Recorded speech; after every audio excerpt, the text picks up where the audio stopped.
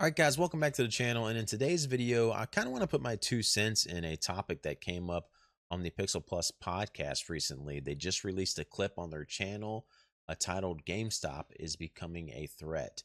And pretty much they have this guy, Elliot, who works at Game Tower, which is a video game store. And Chris, of course, we know if you listen to the podcast, he owns a couple video game stores. So they're pretty much talking about whether they think GameStop is going to be a threat since they're getting more and more into what it seems like. It seems like for years, GameStop's been trying to get into the retro market. It's just their handling of it and stuff. They can't decide how they want to do it. Sometimes you see them in certain stores. Sometimes you see retro games just being sold through their online website, and even that has its issues. So, do they see them as a threat? Whole reason I wanted to talk on it is because from what I'm gathering from what they talked about at the end of the show here or this clip is that they do not really see GameStop as a threat. They don't think they're going to be a threat for the retro market or any type of threat, and they actually do get a lot of business sometimes from GameStop. Chris has said in the past that he went and introduced himself to GameStop when he was opening up his store, and they referred a lot of customers to him. At that time, though, maybe that GameStop wasn't taking in a big influx of retro games. Who knows? I just wanted to kind of be the devil's advocate here and say if I were them, I actually probably would be worried about GameStop, and I'll give you a couple reasons why. First and foremost is the most important thing is pricing of video games. If you go to a lot of retro video game stores, and I have a couple sites here, for example, that I'm going to compare some prices with GameStop. They normally charge above price charting. A lot of times, if you go to one, just a price charting, it could be like by $3, $5, sometimes even higher than that. They'll price above what the game actually goes for. I kind of wanted to compare Game Tower's prices on hand to hand with them, but unfortunately, I don't think they have an online store to shop at, so I couldn't. But I do know from the experiences I've had with Game Tower, with going and seeing them at Portland Retro Gaming Expo, they are awesome guys and they're really cool. But their prices are marked really high on some of their games. I remember a Def Jam Fight for New York, I think at the time for GameCube was pricing around 160 or 70 bucks complete in box.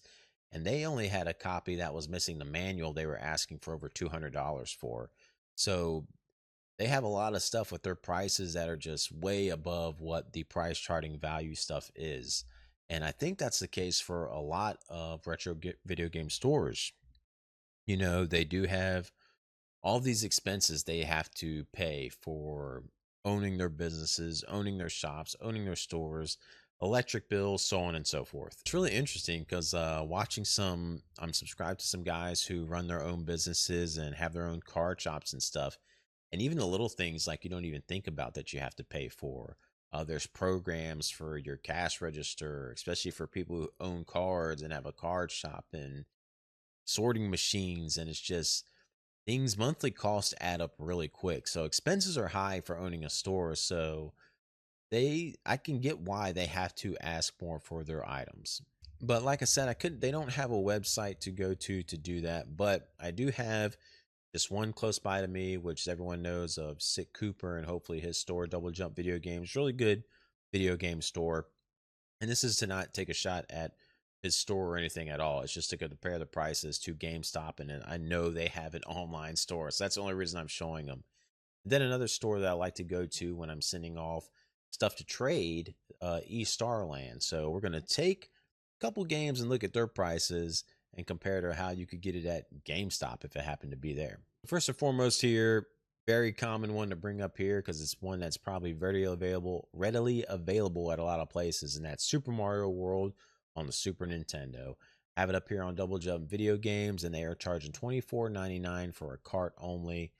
Pretty much no matter what the condition is, it's going to be $24.99 to get it. We go ahead and cross-reference that with Super Mario World at Starland, and they are charging just for used, no box, no manual, $21.98. So a little bit better if you're just going to get a cart only copy from eStarland.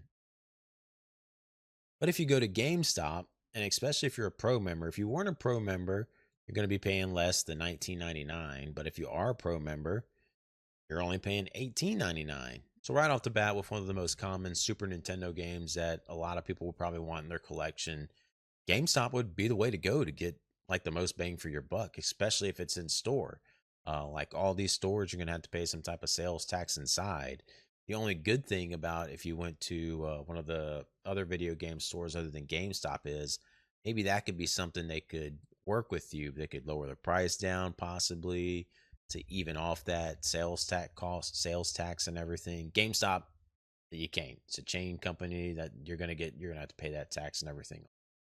Now, next, let's compare like a crazy, like out of this world type of game price. One being Mega Man X3. This looks like it is once again the game item only from Double Jump Video Games, where they're charging $339.99 for it. Here again at East Starland, $348 for a cart only. So this time they're slightly higher than Double Jump Video Games. But then you go to GameStop and they are only charging $99.99, $94.99 if you're a pro member. And this is one of those things with a lot of high value games with GameStop and the retro market. If they happen to get one in, the highest they're going to put that price at on it is going to be $99.99. So at GameStop, you have a great chance, especially if your store, if you have one locally. Online, you still, there can be times where you're getting a good deal on games. Like for me recently, I picked up a Silent Hill 2 that was only 80 something dollars, but unfortunately it was missing the case. So that's like stuff that's the battle with buying online at GameStop. But especially for cart only items, if you're seeing something that could be a $200 game and all of a sudden you can see it online at GameStop, man, you are going to get a great deal on that game. Now, until GameStop actually gets smart and with some of these games starts to realize, okay, this is how much they go for, then that's where it could kind of balance itself out. But right now, like even with the Mario worlds and all the lower end games, if you're looking up Pokemon stadiums and stuff like that, GameStop has the best prices on just about all these games if you want to get them. The issue is, will it be in stock? And will it actually have all its pieces, all the case art? Will it have its manual if it's CD based and everything? That's the gamble you're taking with GameStop. The other reasons, like, we don't need to show off anything about it, but one of the other reasons I would be concerned with GameStop if I were these video game shops is because small town like mine, we have one GameStop in it, a population of about 25 to 30,000. There are no retro video game stores near me. There's none. The closest one to me is about an hour and a half to 2 hours away if I want to go visit one. So if people have items they want to trade in, they're not traveling all that way to go do it. Your average person is taking it to GameStop. The reason I know this is because when I go through and I go through yard sales in the weekend, sometimes you wouldn't know how many times people have told me, man, like I wish you would have been here a couple weeks ago, or oh, I took all my stuff and gave it to GameStop about 2 months ago. So many people who don't have the knowledge or they're not really collectors or anything, they're just clearing stuff out, keep taking it to GameStop in my area. Now, if there was a retro video game store, maybe they would do that. But I think there are so many towns that are like mine that they don't have retro video game stores or anything to take their items to. So everyone's taking them to GameStop still. So GameStop is just getting all this inventory that all those video game stores are missing out on. Now, the thing you think would happen is if they're still getting all these trade-ins, like what is kind of happening to the inventory? Because you would think there'd be a more variety or more things available online, and there just doesn't seem to be. So let me know if it's like that for your area where you live in. Are you in a smaller area like me that just has a GameStop? Do you even have a retro video game store? Because that's where a lot of these people are taking their stuff. I had a sad situation like happened to me this past weekend at a garage sale. I actually found like some Guitar Hero stuff, which was awesome. But the guy said, "Man, I wish you could have been here yesterday because I took a Nintendo 64 with about 30 games to Goodwill because I didn't know what else to do with it. So you still have people like this all over the country who just do not know what to do with their stuff. If there was a retro game store in town, then maybe that person would have been like, "Oh yeah, they'll for sure take this stuff, and I can get some money for it." So that I could see it going both ways, how that could work into a video game store's favor. But I'm telling you guys, the GameStops, they get a ton of this stuff. The bigger city that you can go to from me about an hour and a half, 2 hours away, Spokane. Got a buddy who just went there yesterday to try to get some stuff for their buy two get one free deals going on right now, and they have about 5 or 6 GameStops there. And he made out like crazy with a ton of great retro gaming stuff, guys. There was Super Nintendo, Castlevania 4s, Secret of Mana, Evermore, all that stuff, Vita games. He made out great. The stuff is coming in. And there's retro game stores in Spokane. There's a big one called Game World. They got a couple locations. So they're getting this stuff, guys, and they're offering better prices than the retro game store is going to give you. Now, the downside of GameStop is, of course, the trade in credit you're going to get for things. They have a big list of stuff that they're probably not going to take for your retro games, like a retro game store will probably take more of that stuff. I don't really have the best way to actually compare this. I know I have up right now, I'm looking at it, Link to the Past. If you want to get store credit at GameStop, it's about $13.20 you'll get with $9.24 in cash if you're a pro. If you're someone who's not a pro, you're just someone clearing out their basement, your mom taking all your kids' stuff, a store credit, they would give you $12 for it and then $8.40 in cash.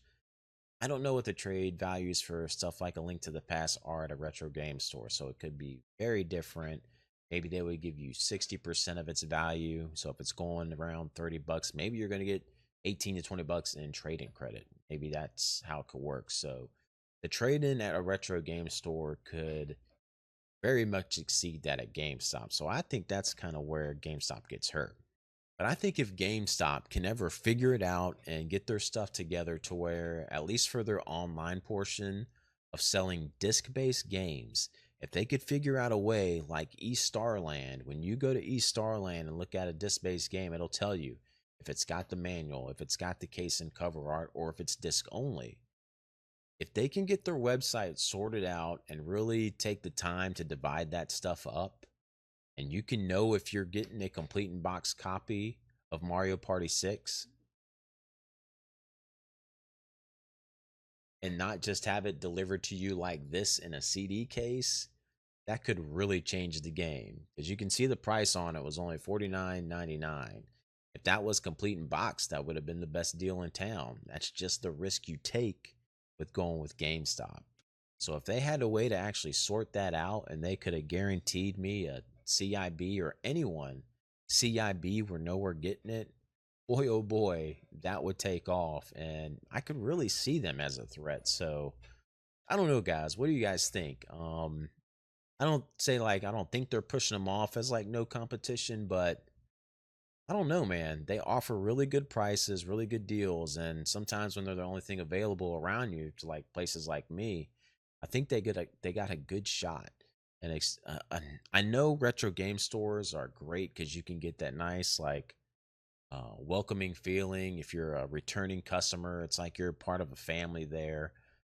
But listen, man, I'm telling you, with like a GameStop here, it's just the only one in my area. I feel like I'm family with those people as much as I go in. I know them, the workers, they know me.